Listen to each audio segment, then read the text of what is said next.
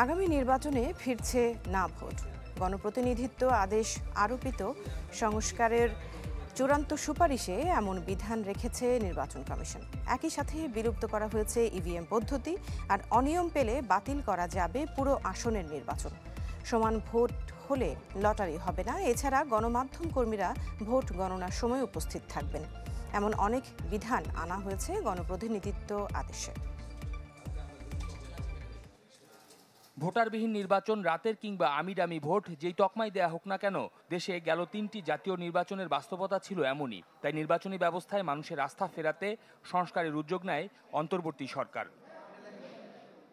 সংস্কার কমিশনের প্রাপ্ত সুপারিশ এবং বিভিন্ন পক্ষের সাথে আলোচনা করে নির্বাচন পরিচালনার জন্য সাংবিধানিক যে শক্তি নির্বাচন কমিশনের, তা হল গণপ্রতিনিধিত্ব আইন বা আরপিও।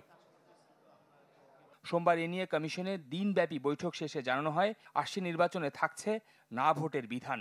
নিয়োগ করা হবে ৩ বাহিনী সহ কোস্ট গার্ড।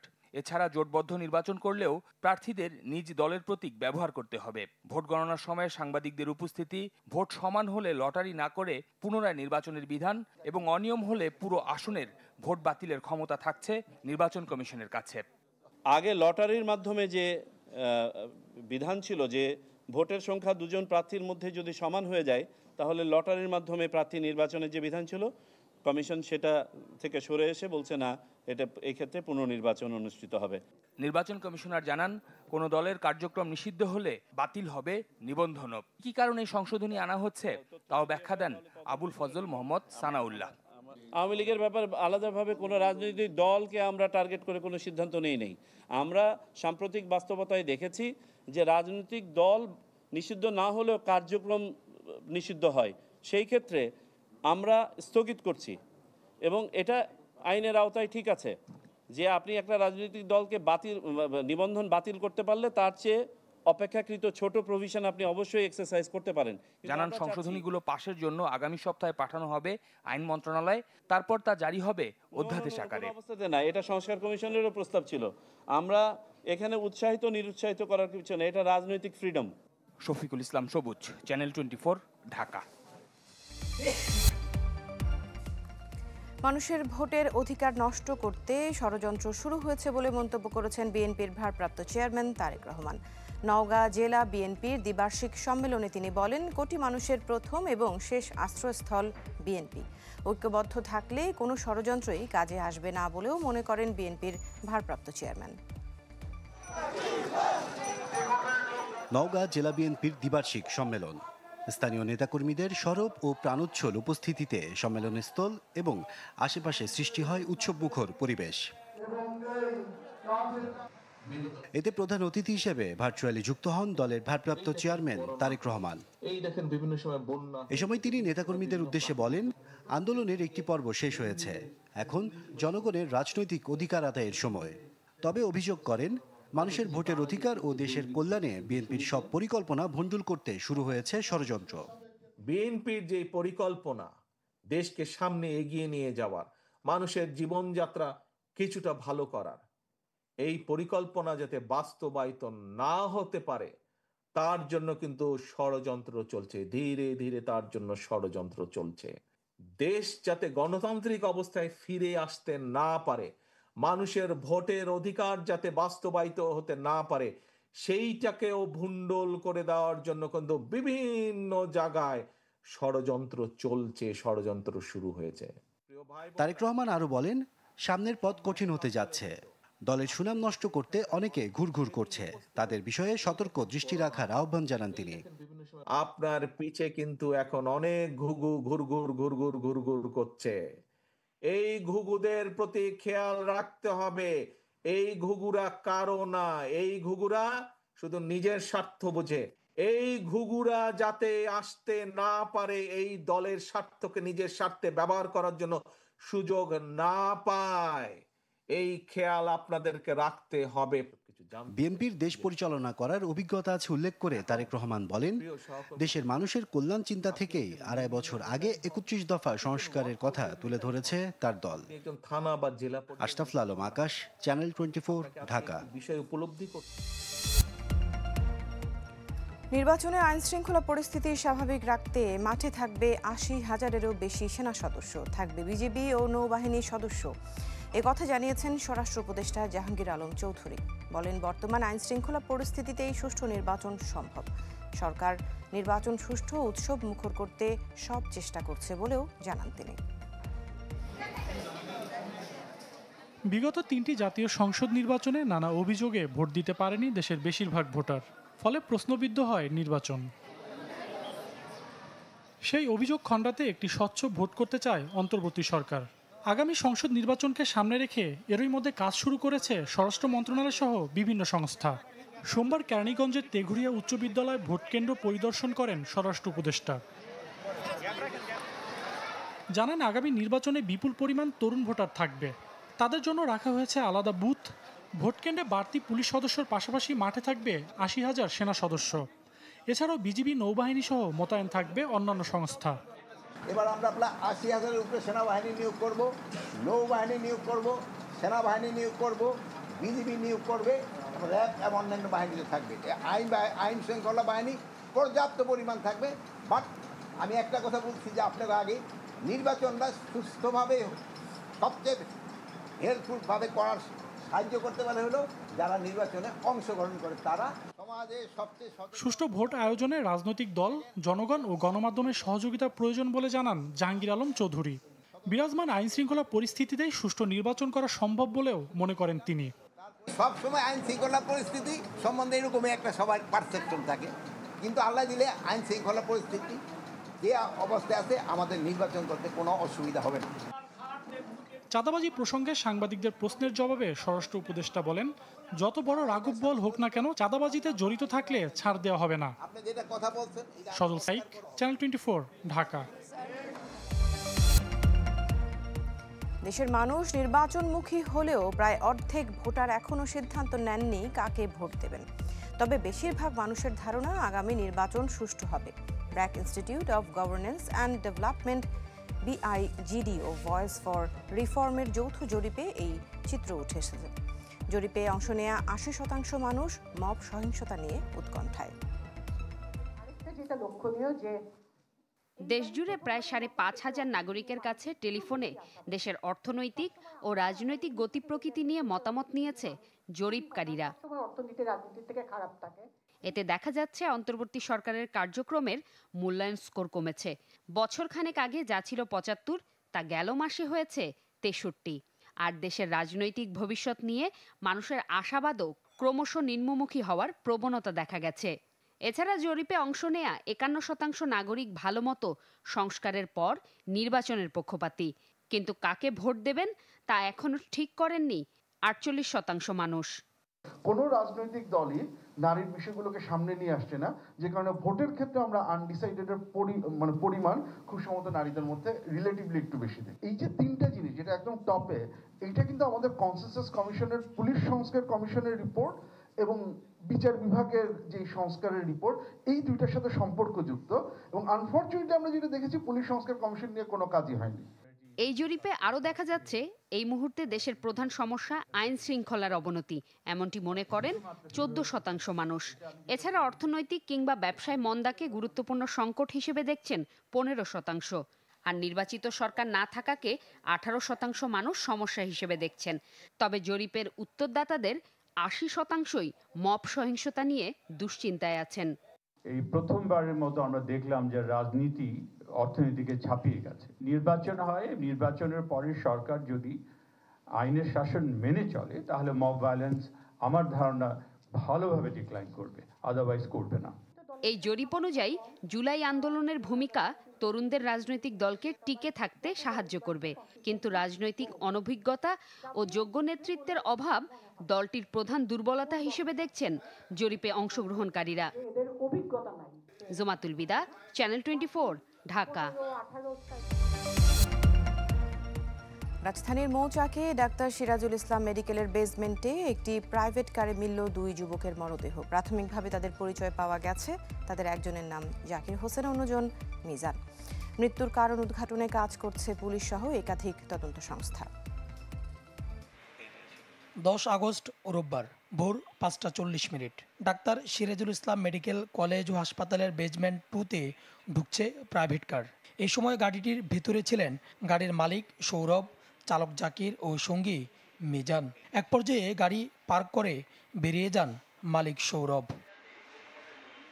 দীর্ঘক্ষণ একই জায়গায় দাঁড়িয়ে থাকা গাড়িটি নজরে আসে নিরাপত্তা কর্মীদের।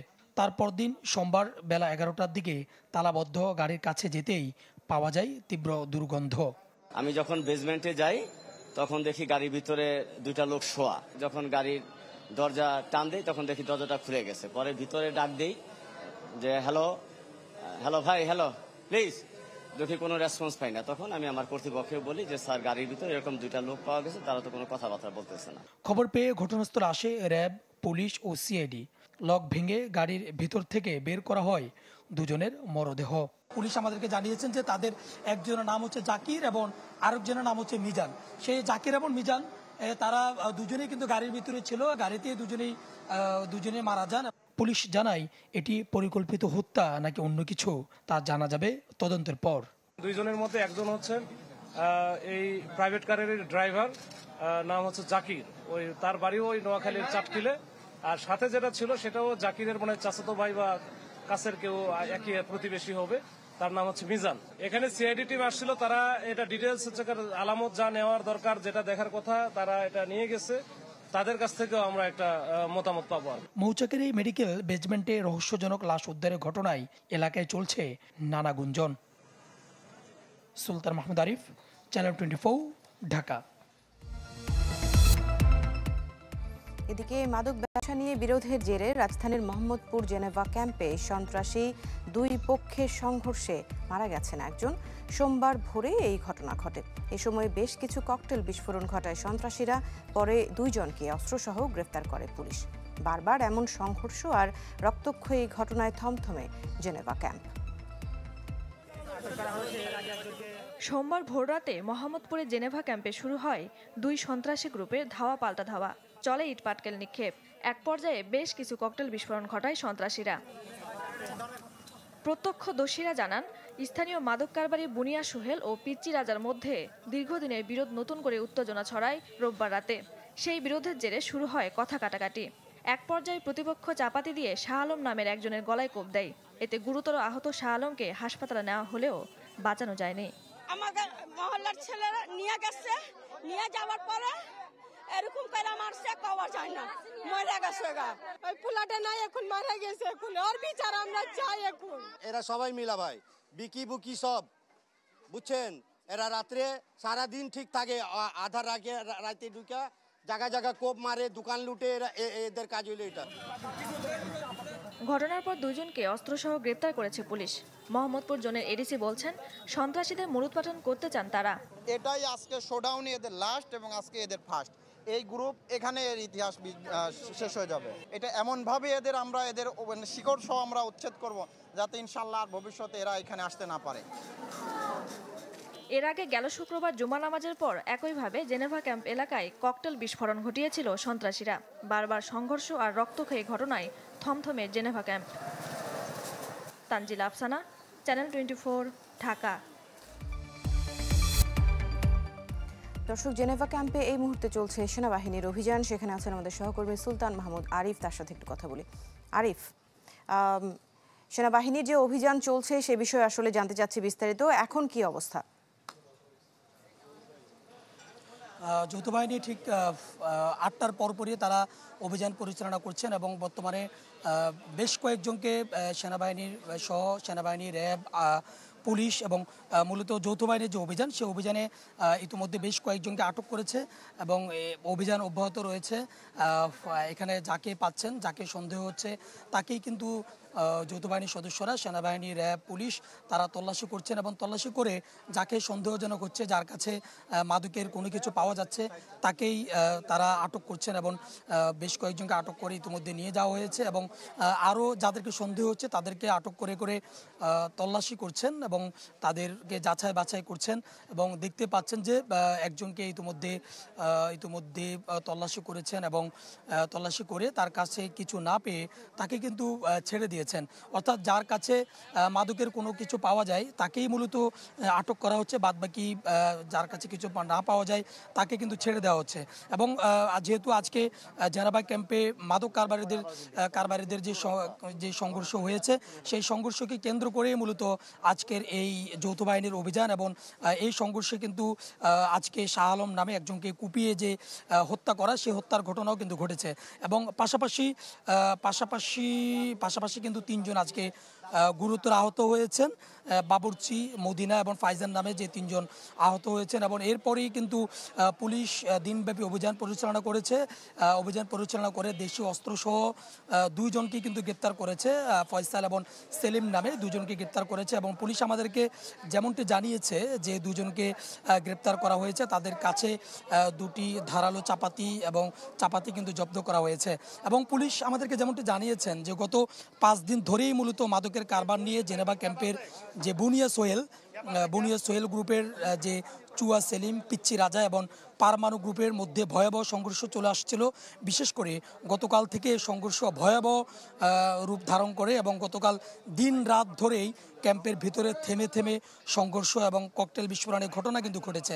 এবং এরপরেই কিন্তু যৌথ বাহিনীর সদস্যরা অভিযানে নামে এবং আজকে ঠিক 8টার আগে সন্ধ্যার পরপরই কিন্তু যৌথ বাহিনীর সদস্যরা জেনেভা ক্যাম্পে অভিযান পরিচালনা করে এখন পর্যন্ত বলা যায় যে বেশ কয়েকজনকে আটক করেছে এবং যাদেরকে সন্দেহ হচ্ছে এবং তাকেই কিন্তু তল্লাশি করছে। এবং যৌথ বাহিনীর পক্ষ থেকে বলা হয়েছে যে যতক্ষণ পর্যন্ত না মাদকের সঙ্গে জড়িত যারা রয়েছে তাদেরকে সমূলে নির্মূল করা না যাবে ততদিন পর্যন্ত এই অভিযান অব্যাহত থাকবে। যৌথ বাহিনীর অভিযান চলছে। জি, সুলতান মাহমুদ আরিফ, ধন্যবাদ আপনাকে আমাদের সাথে যুক্ত হওয়ার জন্য। 3 দিনের রাষ্ট্রীয় সফরে মালয়েশিয়ায় পৌঁছেছেন প্রধান উপদেষ্টা ডক্টর মোহাম্মদ ইউনূস। সোমবার স্থানীয় সময় সন্ধ্যায় কুয়ালালামপুরে পৌঁছান তিনি। এ সময় তাকে গার্ড অব অনার দেয়া হয়। এর আগে প্রধান উপদেষ্টা ও তার সফর সঙ্গীদের বহনকারী বাংলাদেশ বিমানের ফ্লাইটটি দুপুর 2টায় হযরত শাহজালাল আন্তর্জাতিক বিমানবন্দর ছাড়ে। আগামীকাল দেশটির প্রধানমন্ত্রী আনোয়ার ইব্রাহিমের সঙ্গে বৈঠক করার কথা রয়েছে তার। এছাড়া সফরের 3 দিনে দ্বিপক্ষীয় বৈঠকের পাশাপাশি একাধিক উচ্চ পর্যায়ের বৈঠক করবেন ডক্টর ইউনূস। সফরে প্রতিরক্ষা, জ্বালানি ও হালাল খাদ্য সহ বিভিন্ন খাতে 5টি সমঝোতা স্মারক সই ও 3টি নোট বিনিময়ের কথা রয়েছে।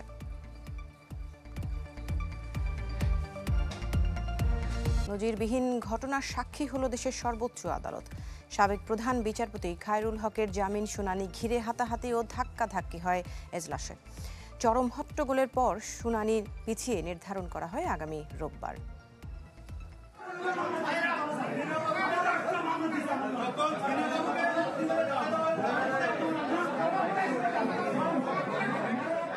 দেশের সর্বোচ্চ আদালতের এজলাসের চিত্র এটি। সংবিধান ও নিয়মনীতির সব সীমা ছাড়িয়ে সোমবার খায়রুল হকের মামলা বাতিলের শুনানিতে ধাক্কাধাক্কি, এক পর্যায়ে হাতাহাতিতে জড়িয়ে পড়ে দুপক্ষ।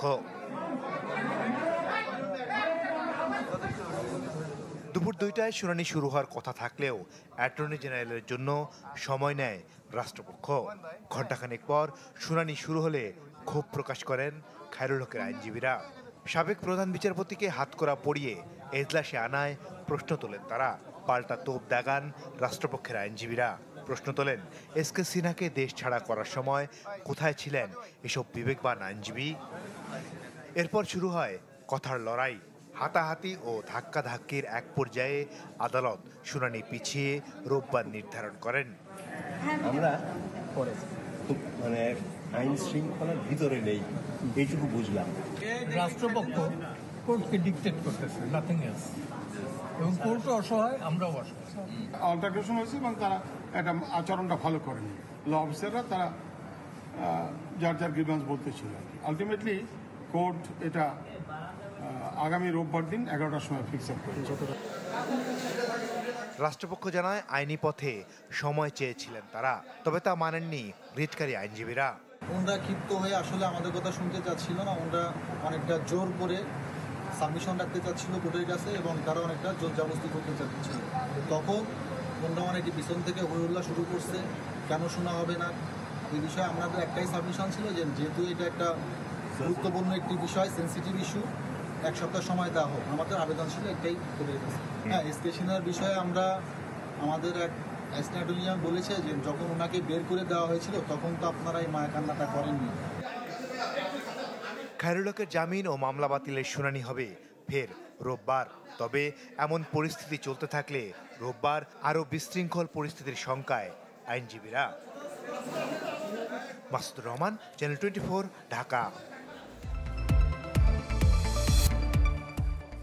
গাজীপুরে সাংবাদিক তুহিন হত্যা মামলার দায় স্বীকার করে জবানবন্দি দিয়েছেন আসামি শাহজালাল।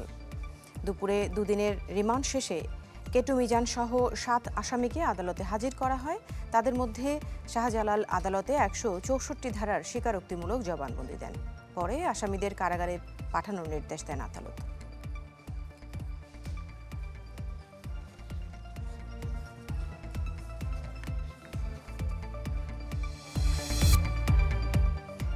সাংবাদিক আসাদুজ্জামান তুহিনকে প্রকাশ্যে কুপিয়ে হত্যায় জড়িতদের বিচারের দাবিতে দেশের বিভিন্ন স্থানে মানববন্ধন সহ নানা কর্মসূচি পালিত হয়েছে।